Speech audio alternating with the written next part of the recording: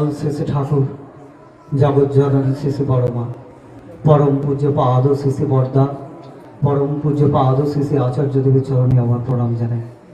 আজকের এই সৎসঙ্গে উপস্থিত পরম দয়ালের পুত পাঞ্জাধারী কর্মীবৃন্দ, ঠাকুরের আদরের ভক্ত দাদাদের, মায়েদের প্রতি প্রত্যেকের যথাযোগ্য স্থানে আমার সশ্রদ্ধ প্রণাম, জয় গুরু জানাই। পুরুষোত্তমের জন্ম মাস, একটা করে দিন এগিয়ে চলেছে, একটা করে দিন এগিয়ে চলেছে। আজ তার 19তম দিন। এই পুরুষোত্তমের জন্ম মাসে আমরা তার লীলা সাধন করছি। এমনি করে ঠাকুরের লীলা সেটাও এগিয়ে চলেছে। ঠাকুরের বিবাহ হয়ে গেছে, আজ তার দীক্ষা হবে। জগৎ জননী শ্রী শ্রী মাতা মনমোহিনী দেবী,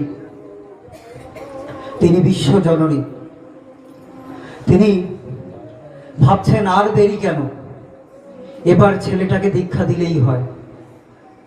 তখন তিনি ভাবছেন কিভাবে তাকে দীক্ষা দেওয়া যায়। তিনি যুগ পুরুষোত্তম, তিনি সেই স্বয়ং বিশ্ব স্রষ্টা জগতের মাঝে নেমে এসেছেন। তার দীক্ষা হবে আজকে। মা সেই তার গুরুধামে, সেই যে সেখানে সন্ত হুজুর মহারাজ, তার কাছ থেকে মা দীক্ষা পেয়েছেন। কিন্তু অনুকূলের বয়স যখন 10 বছর ছিল, তখন তো তিনি দেহ রেখেছেন। এখন সেখানে গুরু পরম্পরায় যে ধারা চলছে, সেই ধারা অনুযায়ী এখন সেখানে আছেন সরকার সাহেব। মা সেই সরকার সাহেবের কাছে একখানা চিঠি লিখলেন। সরকার সাহেবও বয়স হয়েছে, বৃদ্ধ, তিনি এখন শয্যাশায়ী। তিনিও ওখানে থেকে ভাবছেন যে সেই যে হুজুর মহারাজ যখন ছিলেন, তিনি তো ছিলেন দ্রষ্টা পুরুষ। তিনি তো আমাদের সকলকে বলেছিলেন যে এই জগতে এমন একজন আসবে যিনি সেই পরম পুরুষ, পরম ব্রহ্ম নারায়ণ, যিনি তার আবির্ভাব হবে এই জগতে।